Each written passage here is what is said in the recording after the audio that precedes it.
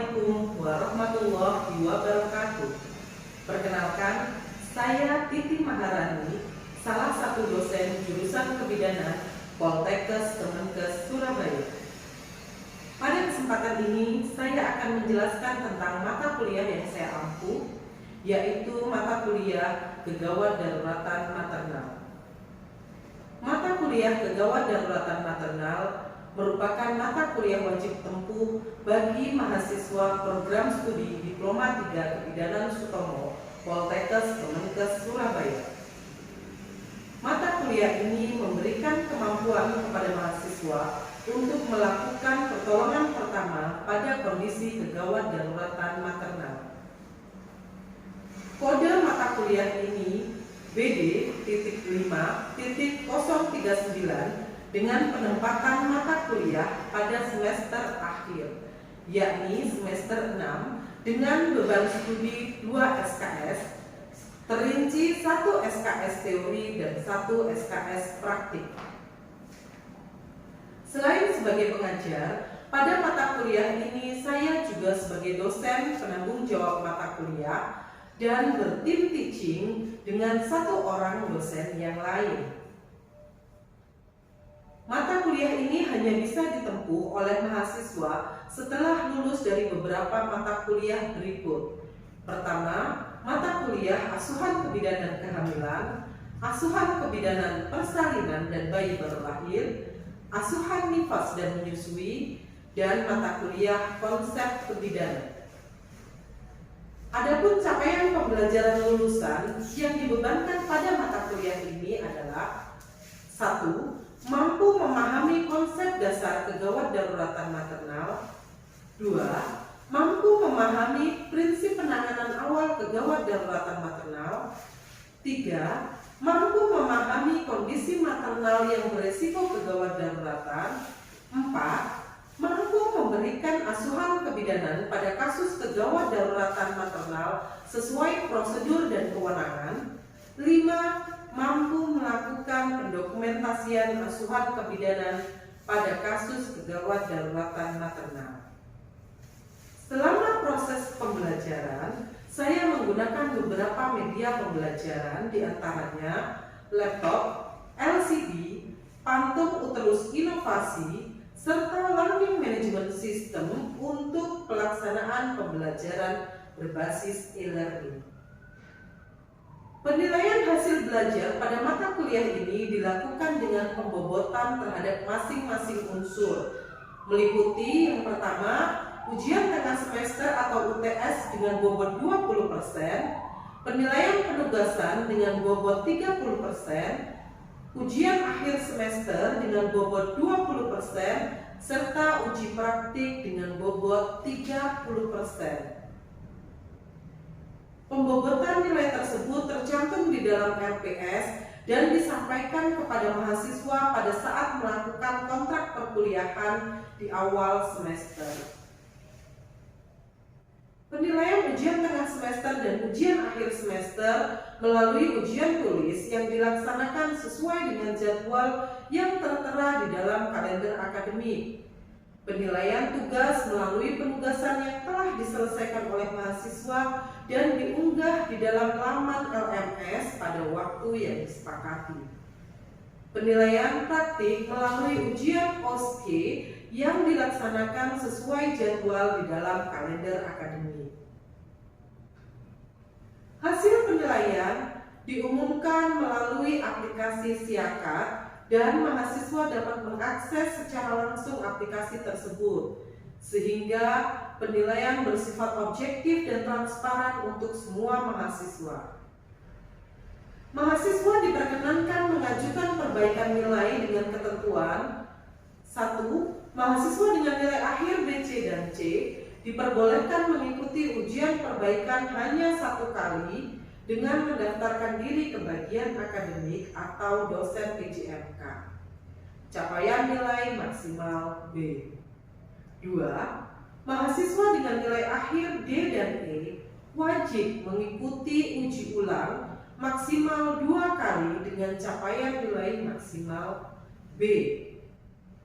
3. Jika setelah menempuh uji ulang 2 kali dan mahasiswa masih memperoleh nilai D, maka diperbolehkan mengikuti perkuliahan di semester tahun berikutnya dan menempuh ujian. Mahasiswa bisa memperoleh nilai maksimal A.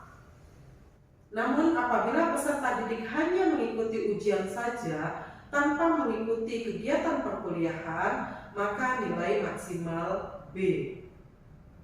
Jika setelah menempuh uji ulang 2 kali dan masih memperoleh nilai E, maka peserta didik harus mengikuti perkuliahan di semester tahun berikutnya dan menempuh ujian, maka bisa memperoleh nilai maksimal A. Jika setelah menempuh 2 kali uji ulang dan masih memperoleh nilai D dan E, mahasiswa tidak dapat mengikuti semester selanjutnya. Baiklah, selanjutnya saya akan mempersembahkan video salah satu kegiatan proses pembelajaran praktikum untuk pencapaian kompetensi pertolongan persalinan sungsang. Selamat menyaksikan. Waalaikumsalam warahmatullahi wabarakatuh. Oke, kita akan belajar mengenai pertolongan persalinan sungsang. Ya, pertolongan persalinan sungsang ini kemarin kita sudah belajar teorinya. Ada berapa fase? Tiga. Ada 3 fase. Fase apa? Fase lambat, Lambat, cepat, lambat. Fase lambat. Oke, jadi ada 3 fase. Fase lambat yang pertama mulai lahirnya Bokong sampai dengan umbilikus. umbilikus. Fase yang kedua fase cepat lahirnya umbilikus sampai dengan dagu atau dagu. mulut. Kemudian yang ketiga adalah fase lambat apa? Mulut sampai kepala. Kepala. Oke. Kenapa yang pertama fase lambat? Karena yang menekan bukan bagian yang keras, bagian yang lunak sehingga berlangsung lambat. Yang kedua fase cepat karena pada saat lahirnya umbilikus sampai dengan ke dagu, di situ kepala mulai masuk pintu atas panggul sehingga dikhawatirkan ada tekanan atau ada jepitan pada antara kepala dengan panggul. Yang ketiga fase lambat untuk lahirnya kepala sehingga tidak terjadi trauma intrakranial, gitu ya. Oke. Kemudian dari pertolongan persalinan sungsang bisa dilakukan dengan apa kemarin? Spontan brah di mana semua tenaga berasal dari Ibu. Ya. Sedangkan ada satu lagi sungsang manual E, separuh dengan Separuh tenaga ibu, separuh penolong. dengan tenaga ibu mulai dari lahirnya bokong sampai dengan umbilikus. Kemudian macet bahu dilakukan pertolongan dengan apa ya? Klasik, Muller, Lobster. Kemudian untuk lahirnya kepala dengan Prasat, Mauricio atau Cunham Piper untuk after communicate, gitu ya. Persiapan alatnya sendiri sama persis dengan APN, kecuali kita tambahkan Cunham Piper sebagai persiapan pertolongan kepala kalau ada kesulitan dengan Mauricio, ya. Oke. Wes, sekarang kita lakukan pemeriksaan dulu. Jadi ibunya ini sudah mengeluh, Bu, saya sudah mau meneran, Bu, sehingga perlu kita lakukan pemeriksaan dalam untuk memastikan pembukaannya. Cuci tangan dulu 7 langkah tadi sudah ya. Baru kemudian kita gunakan handskun.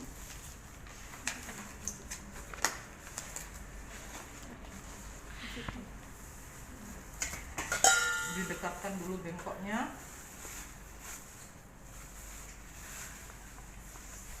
Di VT ini sekaligus kalau memang sudah pembukaannya lengkap tapi ketubannya masih utuh, kita langsung lakukan amniotomi.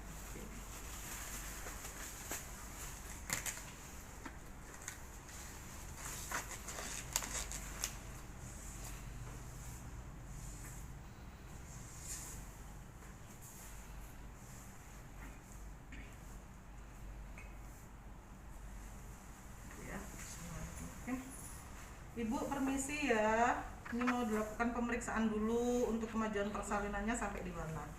Oke, bismillahirrahmanirrahim. Kita bersihkan dulu labia mayor bagian kiri. Kemudian Major kanan. terus Minor kiri.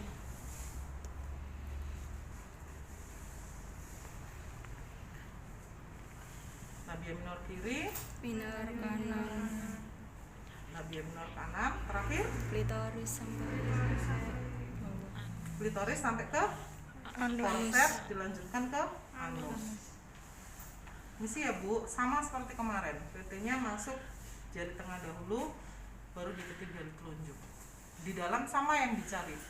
Mulai dari pembukaannya, penipisannya, ketubannya bagaimana, kemudian presentasinya apa. Ini presentasinya bokong. Denominatornya kalau kemarin letak kepala itu denominatornya ubun-ubun kecil. Kalau sekarang denominatornya adalah sakrum. Ya. Ada molase tidak? Tidak ada, karena nggak ada pos parietalis yang tumpang tindih, tidak ada penyusupan ya. Sudah kita cari mulai dari pembukaannya, ini ternyata pembukaan sudah lengkap, efismennya 100%, ketubannya masih utuh, presentasinya bokong, denominatornya sakrum kanan, kemudian molasenya nggak ada ya, kita nggak bahas molase. Kemudian penurunannya di sini sudah HOTS 4. Kita lakukan amniotomi. Ini fungsinya kenapa tadi setengah koker itu dimajukan sedikit sehingga kita tidak menyentuh alat-alat yang lain. Kemudian di kuok nona bahasa Jawanya apa? Disobekkan sedikit selaput ketuban. Baru setelah itu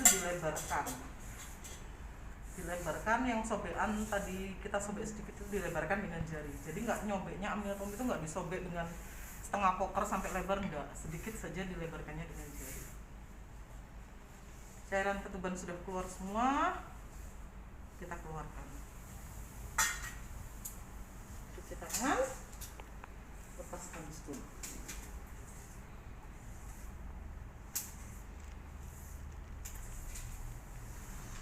Kemudian cuci air di teteh. Kita lakukan pemeriksaan BJJ. Kalau BJJ, tangan kita ngapain? Pegang apa? Nadi dan jam nadi dan jam menghitung jam. detik. Ya. Misi ya Bu.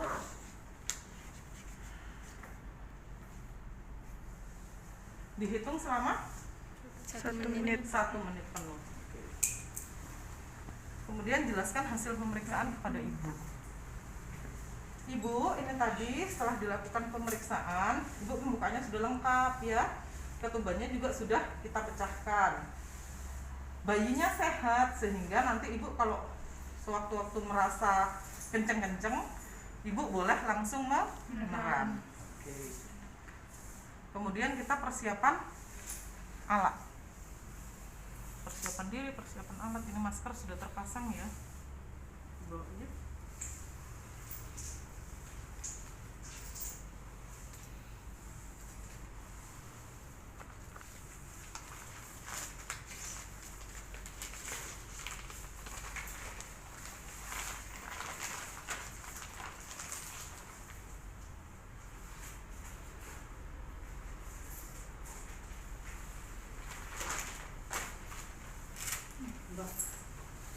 Iki Rek,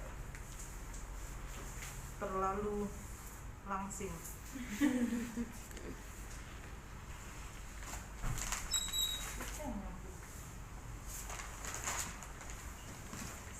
Ada itu mau.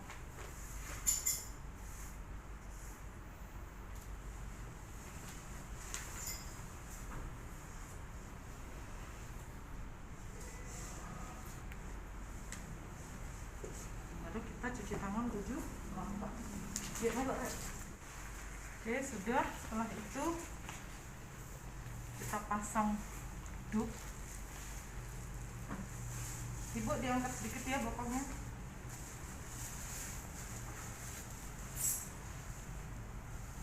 Oke. Permisi guys, iki kudu ketok guys. Kan tak jane aku toli. Kak sebenarnya kene ketok boleh nang kene.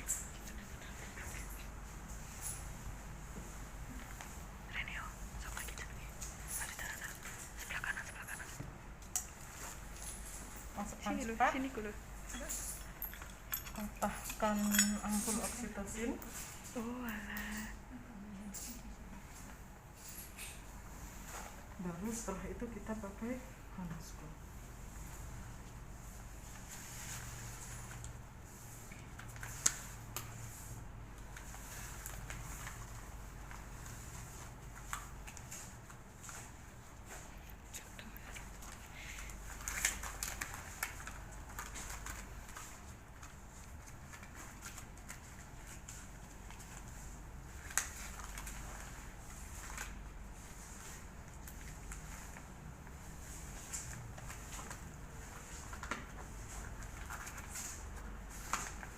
Ini belum bisa rapi ya.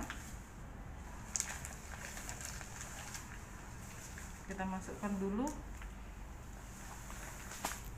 oksitosinnya.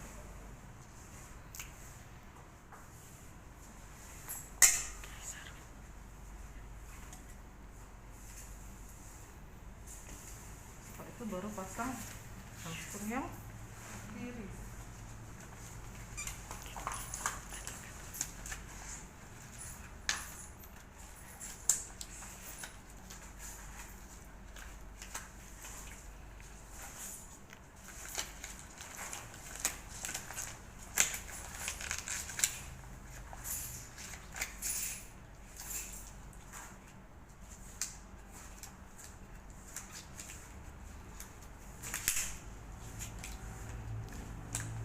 Ingin menerap.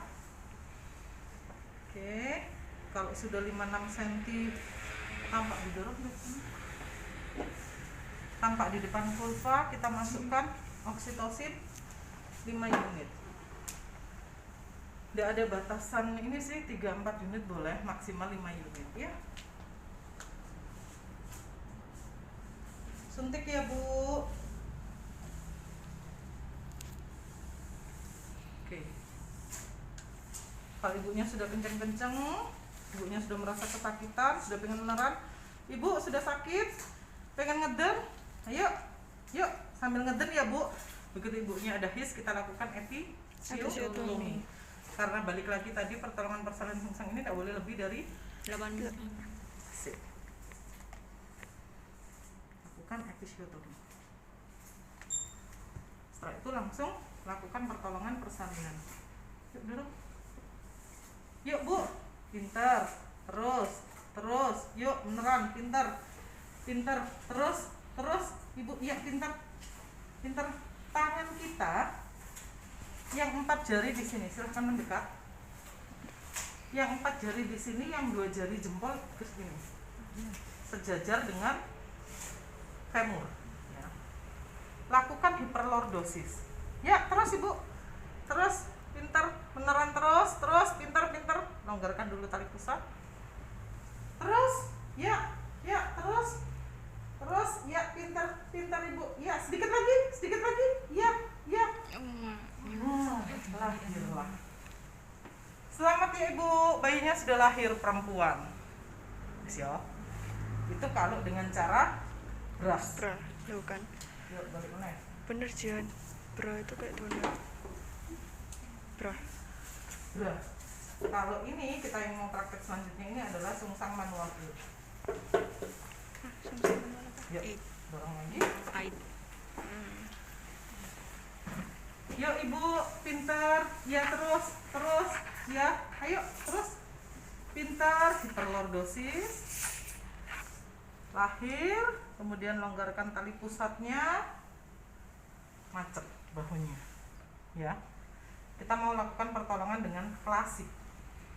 Kalau klasik, bahu belakang dulu, tangan kita ada di pergelangan kaki, tarik curam ke atas, susuri mulai dari skapula sampai fossa kubiti, tekan sehingga abduksi seolah-olah mengusap muka, lahir. Kontralateral, tarik ke ini gendul lahir di sana. Nah ya, susuri dari skapula sampai fossa kubiti, tekan seakan-akan dia mengusap muka, lahir. Baru kemudian kepalanya kita lahirkan dengan cara Morisho. Keluar dulu ya. Morisho itu jari tengah ada di sini, jari telunjuk dan jari manis ini ada di Fossa canina. fossa canina, kemudian jempol dan kelingking ada di leher. Nah, belakangnya begini, depannya begini. Yuk, ya Bu, beneran dikit lagi. Ya, ingat nggak ditarik begini, tetapi dibalik. Ya, terus, ya, oke Bu, oke, ya, pintar. Selamat ya Ibu, bayinya sudah lahir. Ya, jadi makanya lambat yang ketiga. Yuk, ulang lagi.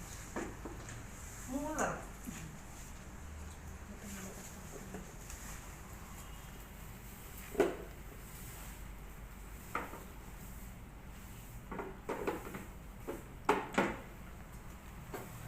Oke, yuk. Ayo, pintar Ibu, iya. Oke, terus beneran, iya, terus pintar.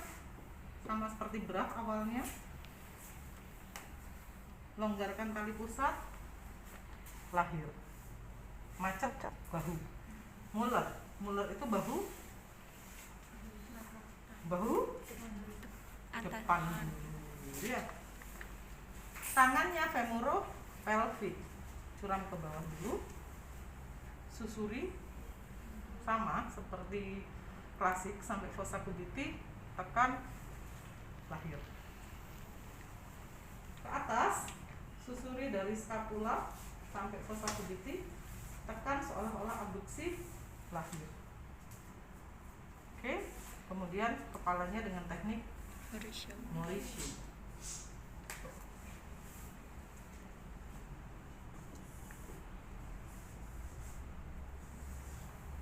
Yuk Ibu, terus dikit lagi pintar. Ya, lahirlah seluruh badan bayi. Yes, 2. Yang ketiga, love set.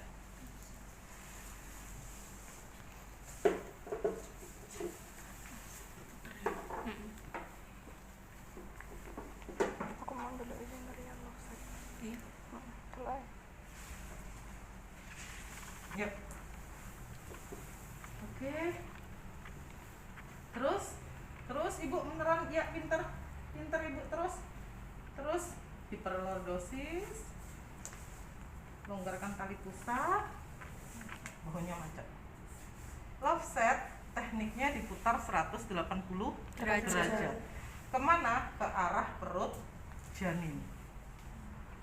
Tangannya femoro-pelvic, kayak muler. Sini. Sambil ibunya sudah ada his, kita lakukan putaran 180 derajat sambil ditraksi. Nah, lahir satu kan, putar lagi. Lahir 2. Kan. Berapa kali putaran Bu love set? Nggak ada batas, nggak ada harus 1 kali, 2 kali, 3 kali. Tapi harapannya dalam 2 kali kita putaran traksi, 2 bahu itu sudah lahir. Ya. Dilanjutkan dengan Morisho. Misal ini Morisho nggak bisa, kita bisa gunakan cunam Piper yang sudah kita siapkan tadi. Masukkan dulu tangan kiri kita di antara panggul dan kepala janin. Baru sendoknya masuk.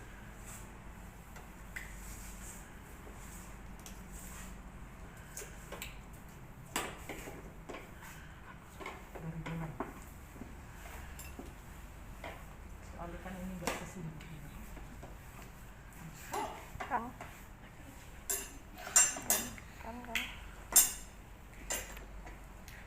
Resiko. Kok ndase copot. Tapi jarinya Setelah masuk dua-duanya baru kita kunci. Iya kan? Ya, kunci. Ini ada asisten di sini. Boleh pegang. Baru setelah itu kita lakukan traksi. Nah, sampai dengan kepalanya lahir.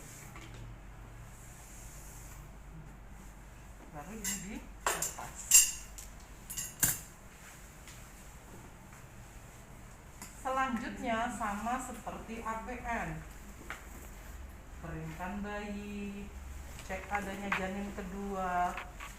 Gak ada janin kedua, kita lanjutkan MAK 3.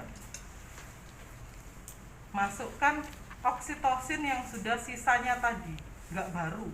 Jadi nggak perlu kita buka oksitosin baru lagi 10 unit, nggak. Sisanya yang 5 unit tadi. Misi ya Bu, disuntik ya.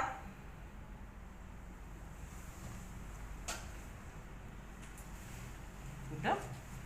Kelanjutannya sama persis dengan APN. Yes? Jelas? Ada yang mau ditanyakan? Belum? Yes. Sekarang silahkan praktek. Terima kasih atas perhatiannya. Billahi taufiq wal hidayah. Wassalamualaikum warahmatullahi wabarakatuh.